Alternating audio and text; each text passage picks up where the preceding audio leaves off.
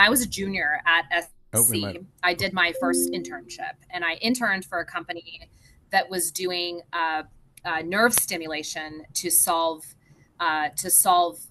migraine headaches. This is Advanced Bionics, And correct? Advanced Bionics, they were a subsidiary of Boston Scientific. I think Mm, they were bought maybe right when I was there, or around the time when I was there. yeah. And so, here I am. I'm like, this is amazing. I have this amazing brand, internship. I'm walking into this thing in the summer. I am going to, change the world, whatever. And I walk in and they tell me that my next 3 months is going to be focused on understanding the path of the occipital nerve, which controls migraine headaches back here in the Yeah. human body. Yeah. So I'm like, fantastic. This is, Yeah. SC's trained me to do this. And they're like, well, here's the thing. The way you're going to do that is that we have this cadaver lab, and you're going to spend the next 3 months, you're going to dissect dead bodies, and you're going to use little rulers, and you're going to tell us where the occipital nerve is. And this is what you're going to do day in and day out. And the last, maybe 2 weeks, you can write up about it. But the first 10 weeks, like, you're going to be with the dead bodies. So, there's a dose of humility there. By yourself. But first of all, By yourself. give me, I don't want to interrupt the story, but I kind of want a quick aside of, I think people think about movies and like med school things where like you're in the cadaver lab. Is it dark? Is it ominous? Are you by yourself? Or like, what was that like? Like, Okay, it's not a morgue. That's what I want to know. Yeah, Yeah. like that's where my mind goes. I'm thinking of horror films, and one of them moves, and you're like, who moved?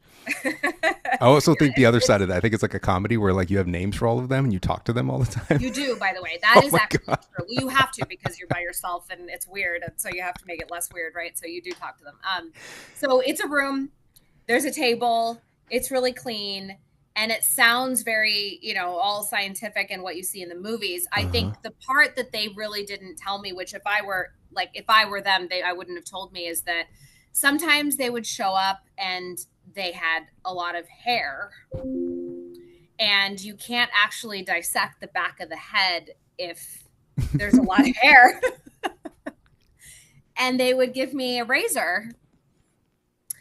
And so this was my internship. This is what Oh my God. thousands of dollars, Paul, of SC education brought me to. And of course, it turned out to be spectacular. And guess what? I got published because of it. And Oh, that's awesome. got to be a part of a patent, and just, Yeah. so many amazing things. But still I traumatizing. yeah, a little traumatizing, Yeah. but in the best way, in such a good way, because my point is everything feels like it's going to be really linear and put in this package for you. And then you walk in and you're standing there alone with a torso, and you're shaving its head, and you're questioning your whole life, and I think the point is that careers are messy, and this stuff is messy, and it's not linear, and it's about understanding, what am I gaining from this experience?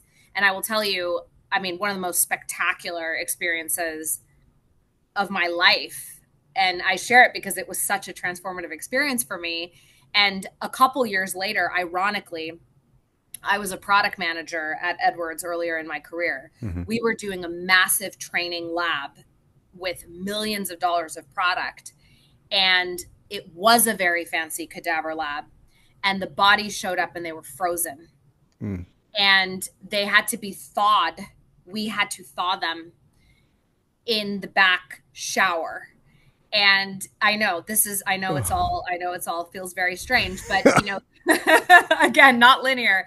And you think to yourself, like, oh my God, how would I navigate that?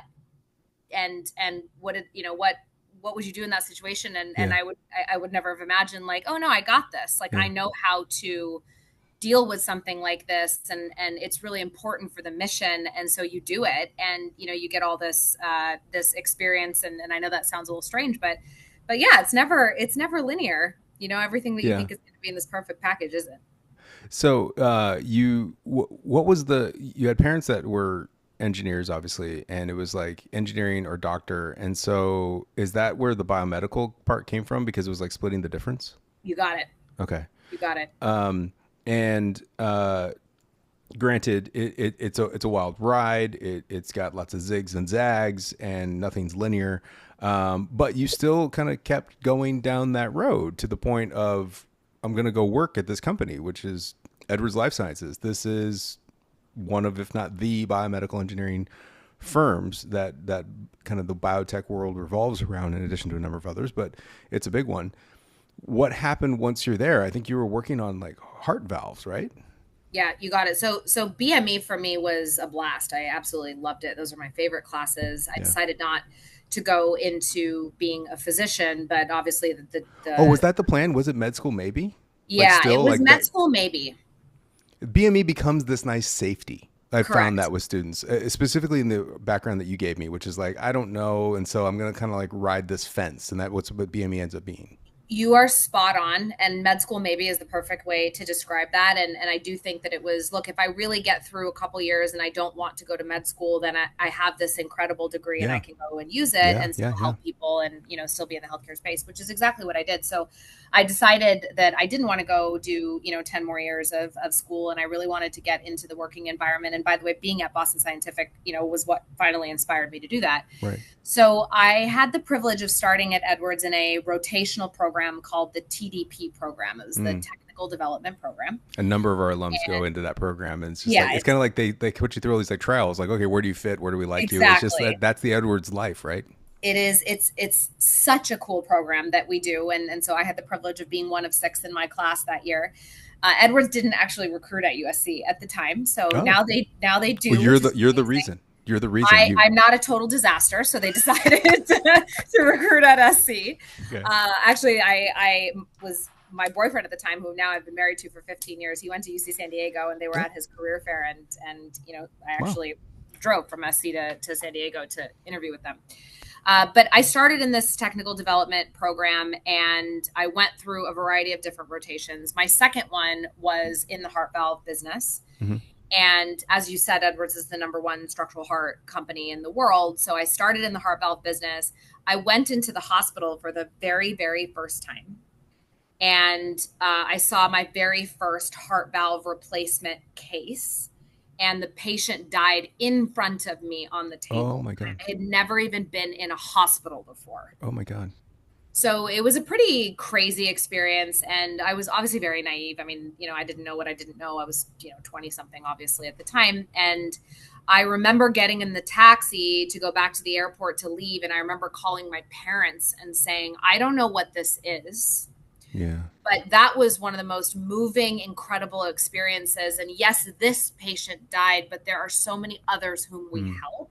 Mm. And I really want to dedicate some of my time to this. And now, 18 years later, almost 2 decades later, I have had the privilege of being involved, with that in a marketing capacity and a strategy capacity.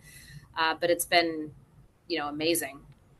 What was the transition like of moving to being like a product manager, dealing with that kind of end use, application of the technology you're creating, and then moving into marketing? What was that? Like, let me try this out, or is this like I'm definitely going to go down that road? The transition from going to engineering, from engineering to marketing, was actually pretty bad Hmm. because I had everybody in my life, professionally, personally, telling me that it was the wrong call. I was wasting my degree. Oh. And it was relatively early after I had left SC. It was within, the first 2 years after I'd left SC. And Hmm. I think it goes back to what you were saying, which is you didn't leave engineering. I wasn't Yeah. leaving engineering. Yeah. I Yeah. was honoring the degree. I was just using it in a different way. So the initial shift was pretty hard, mostly because of the psychological factor. Because, like I said, you think that these decisions are going to define the rest of your life and could do that in a negative way. And of Right. course, it defined the rest of my life, but Yeah. in the best way. Right. So that was a tough transition. I think, at the end of the day, though, I had an obsession about it. I couldn't really articulate it. I just loved it. I wanted to be close to the patient. I wanted to be closer to the customer. I had some strong base communication skills that Yeah. I could leverage, Yeah. especially early in marketing. And I had people who just took it shot up, like they just took a chance on me. And so the transition from that perspective was amazing. It was more of the psychological head trip.